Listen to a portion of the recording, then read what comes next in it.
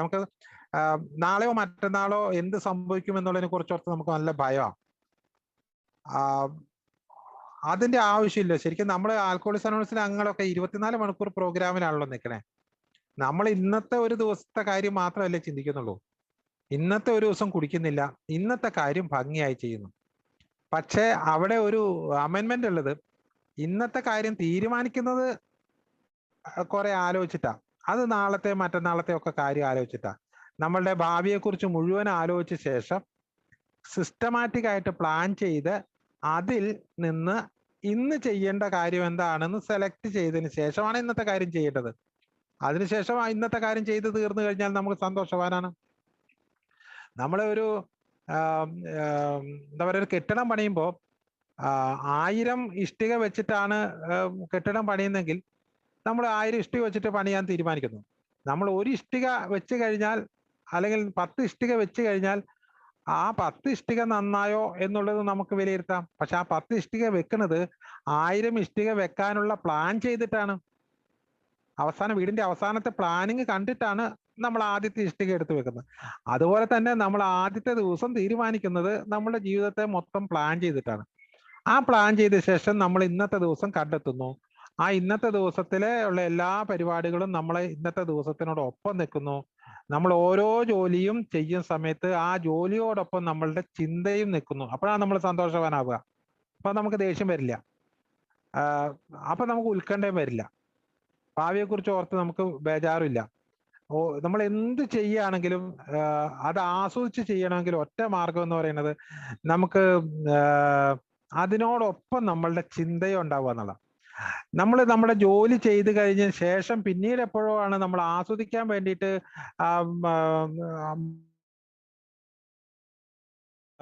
ഏതെങ്കിലും ആളുകളിലൊക്കെ പോയിക്കൊണ്ടിരിക്കുന്ന ആസ്വദിക്കാൻ വേണ്ടിയിട്ടാണ്.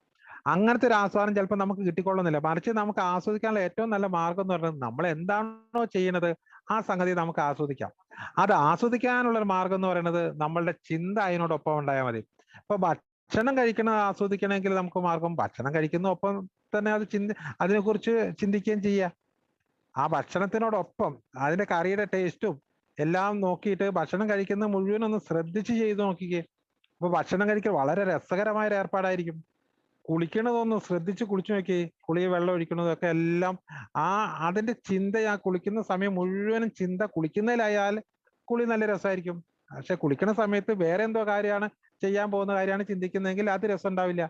അപ്പൊ നമ്മൾ വീട്ടിൽ ചെയ്യുന്ന എല്ലാ പ്രവൃത്തിയിലും ആ ചിന്ത അതിനോടൊപ്പമാണ്. ഈ സമയം ചിന്ത അതിനോടൊപ്പം അല്ല എങ്കിൽ നമുക്ക് ഭയങ്കര ടെൻഷൻ ആവുകയും ചെയ്യും.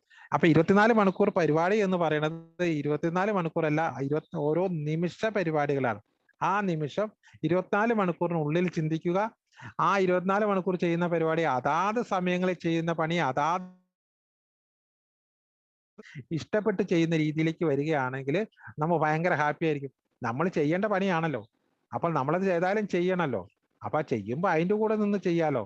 അങ്ങനെ ചെയ്യുകയാണെങ്കിൽ നമ്മൾ വളരെ സന്തോഷവാനാവും. അതല്ലെങ്കിൽ നമുക്ക് ടെൻഷനാവും, ഉത്കണ്ഠയാവും, നമുക്ക് ദേഷ്യത്തിലേക്ക് പോകാനുള്ള സാധ്യതയുണ്ട്. അതുപോലെ മറ്റൊന്നുള്ളതാണ് സംശയം. എല്ലാത്തിനും സംശയം. ഭാര്യേനെ സംശയം എന്നല്ല ഞാൻ ഉദ്ദേശിച്ചത്, ചിലപ്പോൾ അതും ഉണ്ടാവാം. സംശയം തീരെയല്ല എപ്പോഴും. അതാണോ ശരി, ഇതാണോ ശരി, അങ്ങനെ വേണോ, ഇങ്ങനെ വേണോ, അങ്ങനെ വേണം. ഈ സംശയം ഉള്ള ഒരാളെ സംബന്ധിച്ചുള്ള അയാൾ അവസാനം ഒരു തീരുമാനം എടുക്കും. ആ തീരുമാനം ചിലപ്പോൾ തെറ്റിപ്പോവും. ഇയാൾക്ക് ആകെ ടെൻഷനാവും, ഇയാൾക്ക് ദേഷ്യം വരും. അപ്പോൾ സംശയരഹിതമായിട്ട് കാര്യങ്ങൾ മുന്നോട്ട് കൊണ്ടുപോകാനുള്ള ശ്രമം നടത്തി കഴിഞ്ഞാൽ നമുക്ക് ഇത് കുറയ്ക്കാൻ കഴിയും. അതുപോലെയുള്ള ഒരു സംഗതിയാണ് ഈ ഭയം. ഈ ഭയമാണ് ദേഷ്യത്തിലേക്ക് നയിക്കുന്ന വലിയൊരു കാര്യം.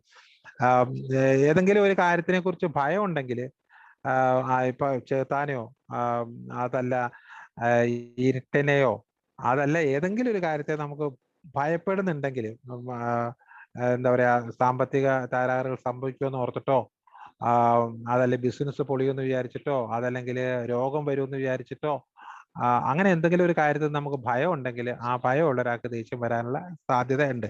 അപ്പൊ ഇങ്ങനെ ഈ ദേഷ്യത്തിലേക്ക് നയിക്കുന്ന എല്ലാ ഘടകങ്ങളെയും വളരെ എന്താ പറയാ, അതിനെ ഒന്ന് ശ്രദ്ധിച്ചാല്, ഇപ്പൊ ഞാൻ ഇത്രയും കാര്യം പറഞ്ഞ് കേട്ടിട്ടുള്ള ആൾക്കാരെ സംബന്ധിച്ചിടത്തോളം ഇതൊക്കെ ശ്രദ്ധിക്കപ്പെടേണ്ട കാര്യമാണ് എന്ന് മനസ്സിലാക്കി കഴിഞ്ഞാൽ നമ്മൾ ഓട്ടോമാറ്റിക് ആയിട്ട് നമ്മൾ അതിലൊന്ന് ശ്രദ്ധിക്കും. അത്രേ വേണ്ടൂ.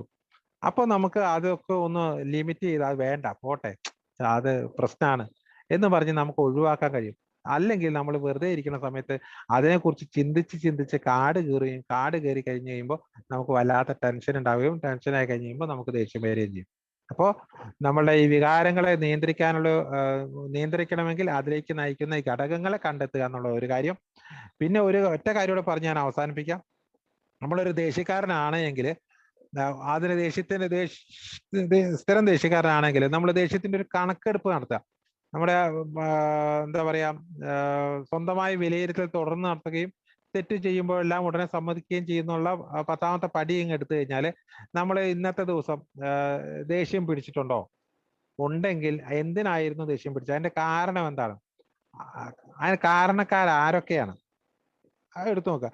എന്നിട്ട് ഞാൻ എത്ര പ്രാവശ്യം ദേഷ്യം പിടിച്ചു, ആ ദേഷ്യം എനിക്ക് എത്ര നേരം നീണ്ടു നിന്നു, ആ ദേഷ്യം കൊണ്ട് എനിക്കുണ്ടായ ഗുണങ്ങൾ എന്തൊക്കെ, ആ ദേഷ്യം കൊണ്ട് എനിക്കുണ്ടായ നഷ്ടങ്ങൾ എന്തൊക്കെ എന്നുള്ള കാര്യമൊക്കെ ഒന്ന് വിലയിരുത്തുക. അതുപോലെ തന്നെ ഈ ദേഷ്യം വന്നപ്പോൾ എൻ്റെ ശരീരത്തിന്റെ ഏതെല്ലാം ഭാഗങ്ങളിൽ ഇത് എഫക്ട് ചെയ്തു.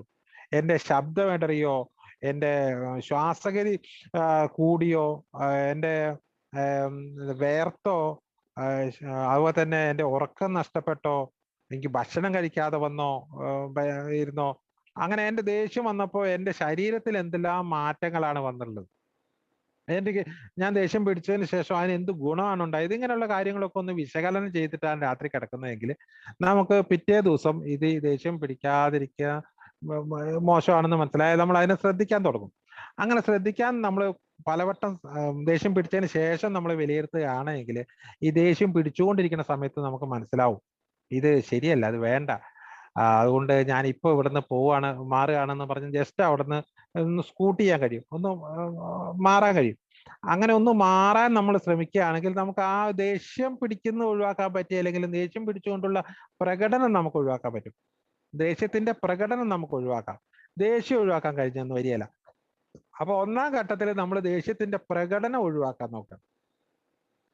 എന്നിട്ട് ആ പ്രകടനം ഒഴിവാക്കിയിട്ട്, അപ്പൊ ദേഷ്യം എന്ന് പറഞ്ഞ സാധനം അഡ്രീനാലിൻ എന്ന് പറഞ്ഞ ഒരു ഹോർമോൺ ഉത്പാദിപ്പിക്കപ്പെടുന്നതുകൊണ്ടാണ് ദേഷ്യം ഉണ്ടാവുന്നത്. അത് ഭയങ്കര ഹീറ്റ് ആയിട്ടുള്ള ഹോർമോണാണ്. അത് ഉത്പാദിപ്പിച്ചു കഴിഞ്ഞാൽ ചിലരുടെ ശരീരത്തിൽ 24 മണിക്കൂർ അത് നിൽക്കും. ആ ഹോർമോണാണ് ഈ ദേഷ്യത്തിന്റെ കാരണക്കാരനായുള്ള ഹോർമോൺ. അപ്പൊ ഹോർമോൺ ഏതായാലും ഉത്പാദിപ്പിച്ചു, അത് ഭയങ്കര ഹീറ്റാണ്, ശരീരം മുഴുവനും ഹീറ്റായിട്ട് ചൂടായിട്ട് നിൽക്കും. അപ്പൊ എന്ത് ചെയ്യണം, ആദ്യം തണുപ്പിക്കണമെങ്കിൽ മാർഗം എന്ന് വെച്ച് കഴിഞ്ഞാൽ ഒന്ന് കയ്യും മുഖവും കഴുകുക, കയ്യും കാലും ഒക്കെ കഴുകുക, അതല്ലെങ്കിൽ പോയി കുളിക്കുക, അതല്ലെങ്കിൽ മുറ്റത്തോടെ ഇറങ്ങി ഒന്ന് ഒരു ചാല് നടക്കുക, അതല്ലെങ്കിൽ മുറ്റത്തിറങ്ങി ഒരു പാട്ട് കേൾക്കുക, അതല്ലെങ്കിൽ ഒരു സുഹൃത്തിനെ വിളിക്കുക, ഒരു സ്പോൺസറെ വിളിക്കുക, മറ്റേ സന്ദർഭത്തിൽ നിന്ന് മാറുക, വേറെ ചിന്തയിലേക്ക് പോവുക. അങ്ങനെയൊക്കെ ചെയ്തു കഴിഞ്ഞാൽ ഈ ഉൽപ്പാദിപ്പിച്ച ഹോർമോണിന് പൂർവ്വസ്ഥിതിയിലേക്ക് മാറുകയും നമുക്ക് സ്വസ്ഥത വരികയും ചെയ്യും. അപ്പൊ അത് നമുക്ക് മനസ്സിലാവും ആ ദേഷ്യത്തെ. അതല്ലെങ്കിൽ എവിടെയെങ്കിലും 2 കൈ ചുരുട്ടി തീരെ അത് നിർവാഹം കൈ ചുരുട്ടി 2 ഇടി എവിടെയെങ്കിലും ഇടിച്ചാൽ, തലയിണയ്ക്കോ അല്ലെങ്കിൽ ഭിത്തിക്കിട്ടോ 2 ഇടി ഇടിച്ചാൽ ഈ ദേഷ്യത്തെ റിലീസ് ചെയ്യപ്പെടും. അങ്ങനെ റിലീസ് ചെയ്യുന്ന 1, 2, 3 രംഗങ്ങൾ നമ്മൾ ചെയ്തു കഴിഞ്ഞാൽ നമുക്ക് ഈ ദേഷ്യം പിടിക്കുന്നതിന് മുമ്പേ മനസ്സിലാവും. ഇത് കാർമേഘം വന്നു കഴിഞ്ഞിട്ടാണ് ഈ മഴ പെയ്യുക. അപ്പൊ ഈ ദേഷ്യം വരുന്നതിന് മുമ്പേ നമ്മുടെ ശരീരത്തിന് മനസ്സിലാക്കാൻ കഴിയും. ഈ ശ്വാസഗതി ഇങ്ങനെ കൂടും, അതെങ്ങനെ ഹീറ്റ് ഇങ്ങനെ വർദ്ധിക്കും, നമ്മളിങ്ങനെ അസ്വസ്ഥനാവുന്നത് ശരിക്കും നമ്മുടെ ശരീരത്തിൽ നോക്കിയാൽ നമുക്ക് ശരിക്കും മനസ്സിലാവും. അതുകൊണ്ട് ആ ദേഷ്യം വരുന്നുണ്ട്, എനിക്ക് ദേഷ്യം വരുന്നുണ്ട്, ഞാനിപ്പോ വരാമെന്ന് പറഞ്ഞ് നമുക്ക് അവിടുന്ന് സ്ഥലം മാറാൻ കഴിയും. അതിന്റെ പ്രകടനം മൊത്തം നമുക്ക് ഒഴിവാക്കാൻ കഴിയും. ദേഷ്യം പ്രകടിപ്പിച്ചിട്ട് ഇതുവരെ ആരും കേട്ടിട്ടില്ല, ആരും മനസ്സിലാക്കിയിട്ടില്ല, ആരും നന്നായിട്ടും ഇല്ല. ദേഷ്യം പ്രകടിപ്പിച്ച് എന്ത് സാധനം മറ്റൊരാളോട് പറഞ്ഞിട്ട് ആരും കേട്ടിട്ടില്ല. അതുകൊണ്ട് ദേഷ്യപ്രകടനം കൊണ്ട് പ്രത്യേകിച്ച് ഒരു ഗുണം ഉണ്ടായില്ല എന്ന് ഞാൻ നേരത്തെ പറഞ്ഞ ആ വിലയിരുത്തലിൽ നമുക്ക് മനസ്സിലാവും. ദേഷ്യം പിടിച്ചോണ്ട് എന്തോ ഗുണം ഉണ്ടായത്, ഒരു ഗുണം ഉണ്ടായിട്ടില്ല നമുക്ക് മനസ്സിലാവും, ദോഷം മാത്രമേ ഉണ്ടായിട്ടുള്ളൂ. അതുകൊണ്ട് അത് വലിയ നല്ലതല്ല എന്ന് നമുക്ക് മനസ്സിലായി കഴിഞ്ഞാൽ നമുക്ക് അതിൻ്റെ അകത്തുനിന്ന് നമുക്ക് രക്ഷപ്പെടാൻ നമുക്ക് സാധിക്കും. ഇനി അത് പിന്നെ മറ്റൊന്നുള്ളത്, ചില സന്ദർഭങ്ങളിൽ നമുക്ക് മുൻകരുതലുകൾ എടുത്ത് പോകേണ്ടതുണ്ട്. ഇപ്പൊ വീട്ടിലാണ് ചെന്നിട്ട് ദേഷ്യം പിടിക്കുന്നെങ്കിൽ വീട്ടിലേക്ക് കയറുന്നതിന് മുമ്പേ ആ ഒരു മിനിറ്റ് നേരം നിന്ന് ഒന്ന് മൗനമായി നിന്നിട്ട് ഞാൻ എന്ത് വന്നാലും ദേഷ്യം പിടിക്കില്ല എന്നുള്ള ഒരു തീരുമാനം എടുത്തിട്ട് അകത്തേക്ക് കയറി കഴിഞ്ഞാൽ ഷുവർ ആണെന്ന് ദേഷ്യം പിടിക്കാൻ കഴിയില്ല. അപ്പൊ ഒരു മുൻ പ്ലാനിങ് ഉണ്ടെങ്കിൽ നമുക്ക് പെട്ടെന്ന് അപ്രതീക്ഷിതമായിട്ടാണ് ചിലപ്പോൾ ദേഷ്യം വരുന്നത്. അപ്പോ എന്താ വെച്ചാൽ നമ്മുടെ മനസ്സിൽ പ്ലാൻ ഉണ്ടാവില്ല. നമ്മളൊരു ഓഫീസിൽ ചെന്ന് ഒരു വലിയ ഉദ്യോഗസ്ഥരുടെ മീറ്റിംഗ് നടക്കുന്ന സമയത്താണെങ്കിൽ നമുക്ക് ഇഷ്ടപ്പെടാത്ത കുറെ കാര്യങ്ങൾ അവിടെ ഉണ്ടെങ്കിൽ പോലും നമുക്ക് ദേഷ്യം വരില്ല. കാരണം ഞാൻ അവിടെ ദേഷ്യം പിടിക്കാൻ പാടില്ല എന്ന് ഞാൻ നേരത്തെ പ്ലാൻ ചെയ്തിട്ടാണ് പോയിരിക്കുന്നത്. എന്റെ ജോലിയുമായി ബന്ധപ്പെട്ട പ്രശ്നമാണ്, അതുകൊണ്ട് എന്നെ ചിലപ്പോൾ ജോലി തെറിപ്പിക്കുന്നുള്ളതുകൊണ്ട് നമ്മളവിടെ പോയി ദേഷ്യം പിടിക്കാൻ പോകാറില്ല. കാരണം നമ്മുടെ മനസ്സിലൊരു പ്ലാൻ ഉണ്ട്, എന്ത് തന്നെ വന്നാലും കേട്ടുപോരുക എന്നുള്ളത്. അപ്പൊ ആ എന്ത് തന്നെ വന്നാലും കേട്ടുപോരുക എന്നുള്ളൊരു പ്ലാനിങ് ഉണ്ടെങ്കിൽ നമുക്ക് അവിടെ ദേഷ്യം പിടിക്കാൻ കഴിയില്ല. അതിന് പല ആൾക്കാരും പല തന്ത്രങ്ങളൊക്കെ ഉപയോഗിക്കുന്നുണ്ട്. ചില ആൾക്കാർ ഒരു വീടിന് മുറ്റത്ത് ഒരു മണി കെട്ടി തൂക്കിയിട്ടുണ്ട്. വീട്ടിൽ ചെന്ന് കയറുമ്പോൾ പാടെ ആ മണി ഒന്ന് അടിച്ചിട്ട് അങ്ങോട്ട് കയറുക. മണി അടിക്കുമ്പോൾ മൂപ്പരുടെ മനസ്സിലേക്ക് ഓടി വരും, ഞാൻ ഇന്ന് ദേഷ്യം പിടിക്കാൻ പാടില്ല എന്നുള്ളത്. ചെരുപ്പഴിച്ചിടുമ്പോൾ ചില ആൾക്കാർ ഒന്ന് ആ ചെരുപ്പഴിച്ചിടുന്നതും ദേഷ്യത്തെ കുറിച്ചുള്ള ചിന്തയെ ഒന്ന് കണക്ട് ചെയ്ത് വെച്ചിട്ടുണ്ട്. അതുകൊണ്ട് ചെരുപ്പഴിച്ചിടുന്ന സമയത്ത് ഇയാൾക്ക് ഓർമ്മ വരും, ഞാൻ ദേഷ്യം പിടിക്കാൻ പാടില്ല എന്നുള്ളത്. അപ്പൊ ഒരു മുൻകരുതൽ എടുത്തു കഴിഞ്ഞാൽ നമുക്ക് ദേഷ്യം പിടിക്കുന്ന കാര്യമൊക്കെ കുറച്ചൊന്നും കൂടെ ഒഴിവാക്കി വെക്കാൻ പറ്റും. ഏതായാലും ഞാൻ നിർത്തുകയാണ്, സമയമായി എന്നുള്ളത് പറഞ്ഞുകൊണ്ട്. ആ ഈ എല്ലാ വികാര പ്രകടനങ്ങളും, ഈ മോശപ്പെട്ട, അതായത് നമുക്ക് നെഗറ്റീവ് ആയിട്ടുള്ള വികാരങ്ങളൊക്കെ ആവശ്യമുള്ളതാണ്. ദേഷ്യം നല്ലതാണ്. ശരിയായ സമയത്ത് ശരിയായ ആളോട് ശരിയായ എന്താ പറയാ ശരിയായ രീതിയിൽ ശരിയായ സമയത്ത് ശരിയായ അളവില് ശരിയായ ആളോട് ഒക്കെയാണ് പ്രകടിപ്പിക്കുന്നതെങ്കിൽ നല്ലതാ ദേഷ്യം. ശരിയായ ആളോടായിരിക്കണം പ്രകടിപ്പിക്കേണ്ടത്, ശരിയായ സമയത്തായിരിക്കണം പ്രകടിപ്പിക്കേണ്ടത്, ശരിയായ അളവിലായിരിക്കണം പ്രകടിപ്പിക്കേണ്ടത്, ശരിയായ രീതിയിലായിരിക്കണം പ്രകടിപ്പിക്കേണ്ടത്. അങ്ങനെയൊക്കെ പ്രകടിപ്പിക്കുകയാണെങ്കിൽ ദേഷ്യം നല്ലതാണ്, റിസൾട്ട് ഉണ്ടാക്കുന്നതാണ്, ആവശ്യമുള്ളതാണ് ദേഷ്യം. പക്ഷേ ദേഷ്യം കൂടിയാലാണ് കുഴപ്പം. ഇതിനെ നമുക്ക് കൺട്രോൾ ചെയ്തെടുക്കാൻ കഴിയും, പക്ഷെ അതിനെക്കുറിച്ചൊരു കരുതലുണ്ടായാൽ മതി. തീർച്ചയായിട്ടും ഈ പറഞ്ഞിട്ടുള്ള വികാരങ്ങളെയൊക്കെ നിയന്ത്രിക്കുന്നത് എന്തിനാണ് നമ്മൾ എന്തിനാണ് നിയന്ത്രിക്കുന്നത് വെച്ച് കഴിഞ്ഞാൽ വേറെ ആർക്കും വേണ്ടിയല്ല, അത് നമുക്ക് വേണ്ടിയാണ്. നമ്മൾ മദ്യപാനത്തിലേക്ക് പോവാതിരിക്കാൻ വേണ്ടിയിട്ടാണ്. കാരണം നമ്മുടെ സുബോധത്തെ തകരാറിലാക്കും, നമ്മുടെ പ്രഫോണ്ടൽ ഏരിയയെ ഈ വൈകാരിക മനസ്സ് കയറി ആക്രമിച്ചു കഴിഞ്ഞു കഴിഞ്ഞാല് അവിടെ വൈകാരിക മനസ്സാണ് പ്രവർത്തിക്കുക. വൈകാരിക മനസ്സിന്റെ പ്രവർത്തനം വളരെ പെട്ടെന്നാണ്. അപ്പോൾ ഒരു പെഗ് എടുത്ത് കുടിക്കാൻ അവൈലബിൾ ആണെങ്കിൽ എടുത്ത് കുടിക്കും, ഈ വല്ലാതെ വികാരഭരിതനായി നിൽക്കുന്ന സമയത്ത്. അപ്പൊ പെട്ടെന്ന് നമ്മുടെ മുന്നിൽ സാധനം ഉണ്ടാവുകയും നമ്മൾ വികാരത്തിലാവുകയും ചെയ്ത് കഴിഞ്ഞാൽ മദ്യപിക്കാനുള്ള സാധ്യതയുണ്ട്. അതുകൊണ്ട് ഈ വികാരങ്ങളെ നിയന്ത്രിക്കാൻ നമ്മൾ ശ്രമിച്ചാൽ അത് സാധ്യവുമാണ്. തീർച്ചയായിട്ടും നമുക്കത് കഴിയട്ടെ എന്ന് പ്രാർത്ഥിച്ചുകൊണ്ട്, എല്ലാവർക്കും ദൈവാനുഗ്രഹം ഉണ്ടാവട്ടെ എന്ന് പ്രാർത്ഥിച്ചുകൊണ്ട് നിർത്തുന്നു. നന്ദി, നമസ്കാരം.